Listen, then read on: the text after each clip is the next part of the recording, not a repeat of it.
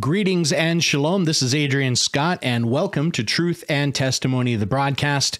Time again for some more shekels for your thoughts. And this is going to be a heavier topic today. I do want to preface everything by saying this is strictly my opinion. I am not an expert of any kind in any of this stuff. It is simply my viewpoint on how I've kind of been looking at a lot of this stuff. So, don't take it with a grain of salt, weigh it against what you believe, see if there's any other people that have a similar viewpoint to what I have, and can you find some commonalities? Because I have been alive long enough to learn that finding all the truth all the time is almost impossible, that you'll hear two sides of a story on almost every story, and generally speaking, the truth lies somewhere between. So, it's take it with a grain of salt, and, if something strikes you, you can take that. Again, like I said, compared to what other people are saying, is there commonalities? Because typically in those commonalities is when you're going to start to find some of that truth. And the topic is, well, I'm not really going to beat around the bush about it too much. Gene therapeutics. Let's just put it that way. So we, of course, recently came off a global health issue. And part of that whole scenario saw a brand new technology of treatment come out for it, using mRNA. Now, right off the bat, I guess, so if we back up a little bit and actually kind of go back in time a little bit, at the very early onset of this, I was as concerned and freaked out as anybody at the very early stages of this, because nobody I knew or me really had any idea of what we were looking at. We didn't know what the potentials of this thing were. We didn't know what was going to happen with it or anything else. So, it was very concerning, very eager to see some kind of a treatment become available for it. And so when they announced that they were making this treatment, but it was based on this mRNA, it was very concerning to myself and my family and to a bunch of friends and stuff around us. Partly because for the limited knowledge that I have with this stuff, it was, I guess the simple way to say it was not a traditional vaccine. And I early on started scratching my head, because a traditional vaccine could have been done. What they were basically saying was they went this way because they couldn't get a traditional style vaccine done fast enough. And this was the fastest way for them to get something to production. That was the story. I have some real questions about that, but I can't criticize it too much. The fundamental issue on my standpoint now, and I'm just going to stop for a quick second just to state the fact that my family and we are, I guess, what would be called Messianic or Hebrew roots, Torah observant. So we do believe that Yeshua or Jesus is the Messiah, that he took the penalty for us to the cross, and we are saved because of that. And it's not by anything we've done or by any legalistic fulfillment of works that was done for us. It was a gift of the tremendous compassion and love of the Father and the Son that it did for once for all mankind. So there's a whole other debate on, because we do keep the Torah, and there's instructions and stuff within the Torah, which ultimately was what Torah means, is instructions. So there's instructions on, how to use your laundry machine. If you put that in Hebrew, you could say there's a Torah for your washer and dryer, it's instructions. We'll just say that that's where we're at. We're Messianic Hebrew roots. One of the things that is spoken of, at least by our interpretation in the Tanakh, in the Old Testament, has to do with a concept of mixing of seed.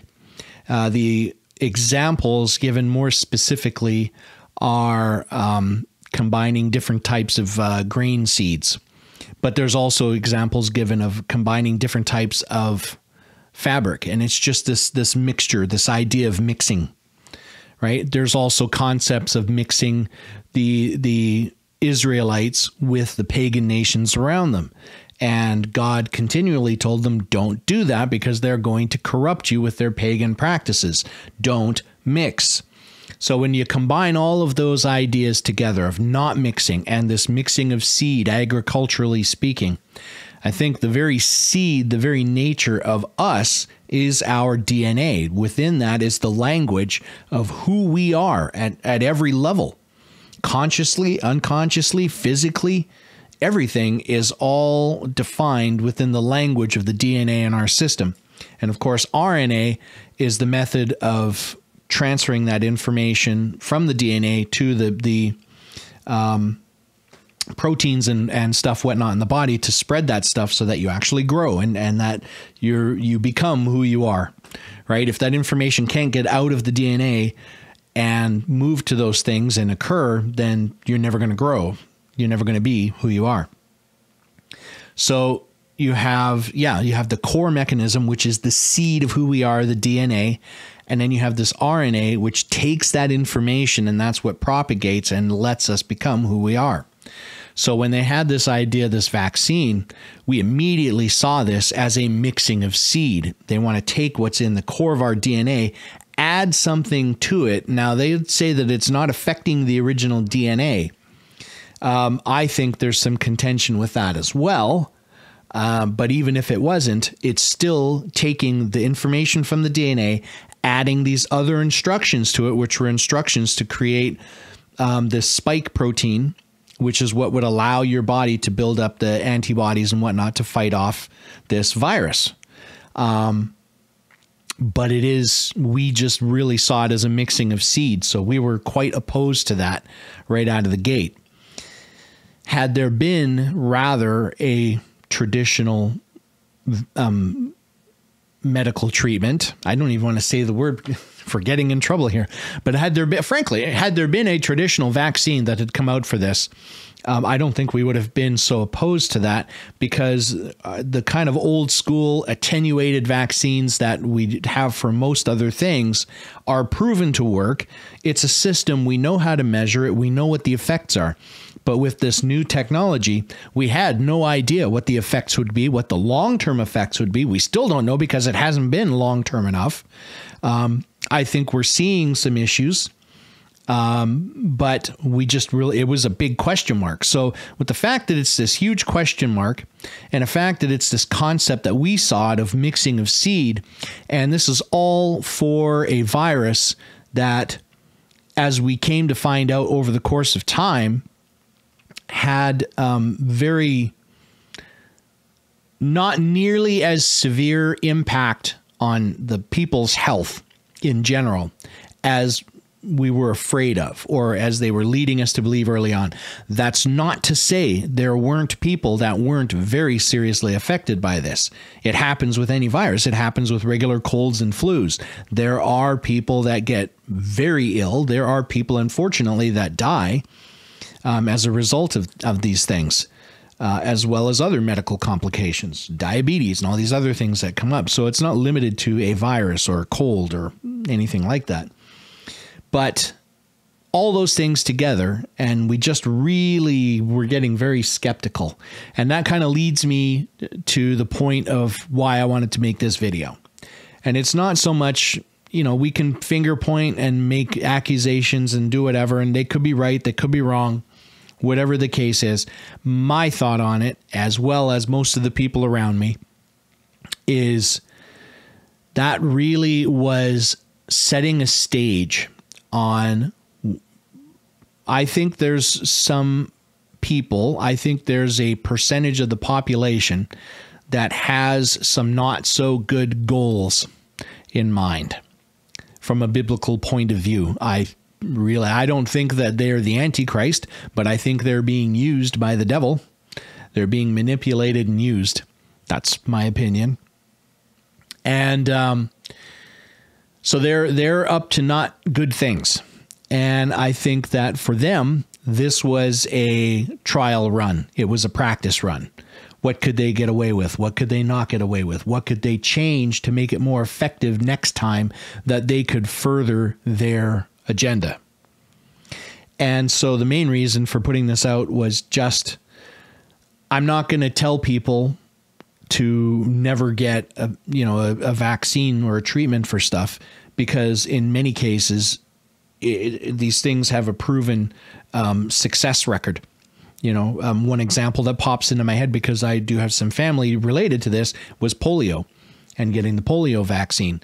So, I am absolutely not opposed to vaccines or medical treatments of that nature. I am opposed to the use of mRNA, and I will continue to be opposed to that. So I know I'm opening up a huge can of worms, and you can direct all your hate mail to someone else.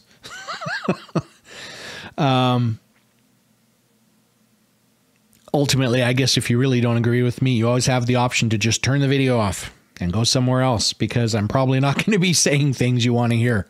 But really, the main point for doing the video is, if I'm right, if I'm right about any of that stuff, and I'm right about it being a practice and a trial run to see how they could do it better next time, ultimately the point I'm trying to make is, keep your eyes and ears open for the next time, because there will, in my opinion, there will be a next time. It's not, to me, it's not a question of if, it is just a question of when. And I do fear that the when could be sooner than anyone would really be comfortable with. So all it is just an admonition to be vigilant, be guard on that watchtower, as it talks about in the Bible. Keep your eyes open, be vigilant, stay sober, watch. And if you see things, this goes back to another concept in the Bible. You can tell a tree by its fruit. Look at what kind of fruit is being produced by different people, by organizations.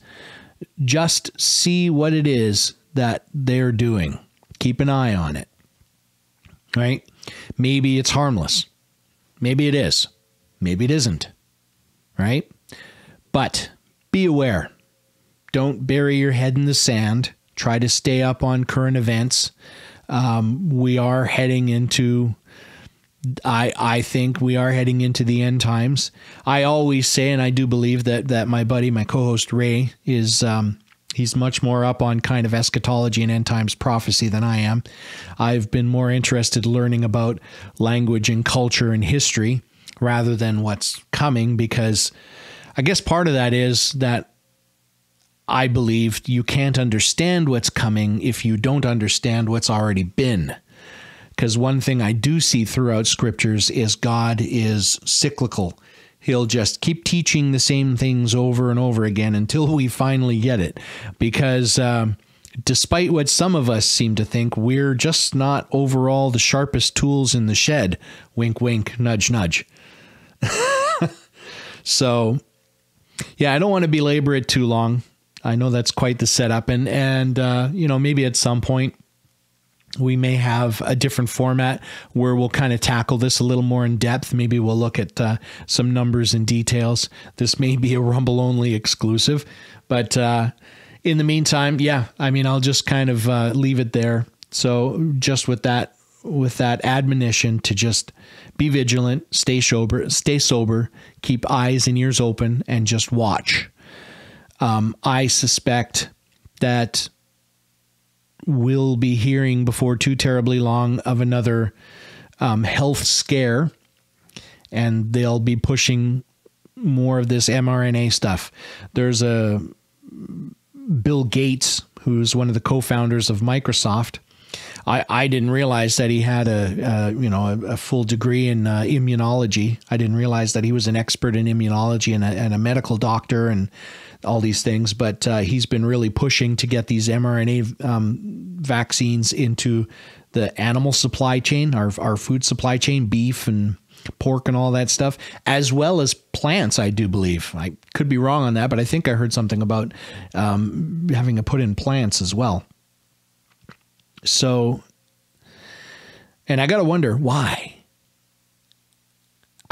It seems the whole scenario just seemed like they were trying way too hard to get this stuff into people, because I think they knew that the virus wasn't as lethal as they tried to paint at one point. And now the information is there, and you're seeing more and more people, and there's lawsuits flying this way and that way and everything else over different things that have come of this, because as more and more studies and research and data has come out, it seems to have confirmed that fact, that it's not nearly as severe, fatal, or dangerous as what had been proposed. And we'll not even talk about medical modeling on this stuff, because medical modeling, in my opinion, from what I've seen, has missed the mark almost every time.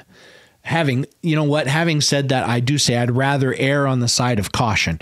I'd rather be over-prepared when anything happens, whether it's a health thing or any other safety stuff, right? I'd rather be over-prepared than under-prepared. Assume the worst, hope for the best, as the old saying goes. So that's always the mentality I've had, but they were going crazy with this. It felt at times like they were treating this as our extinction level event, and it just wasn't. So now that I've gotten myself sufficiently in trouble, I think I will wrap it up there before I get myself in any more trouble. And so thanks to all of you who've now unsubscribed. I'm kidding. I'm being facetious. But I would thank you for joining me. If you stuck through to this point, thank you so much for hanging in there. I appreciate everyone that does participate with this and watch, and those that leave comments and stuff. It is muchly appreciated. To that effect, I shouldn't forget to ask that anyone that's been watching this, please, if you like the video, please feel free to give it an old thumb up or a punch, as it were, and subscribe to the channel. Hit the notification bell so you're notified anytime we do upload more content, and we'll be talking about more biblical stuff in most of our videos. This was kind of a one-off. It just was something that had been sitting on me, and I wanted to discuss it. I've got it out of my system, and now I'm prepared to move on. So on that note, I just wish blessings to all of you in the name of Yeshua HaMashiach, Jesus our Messiah. And I say shalom, have a great week, and bye for now.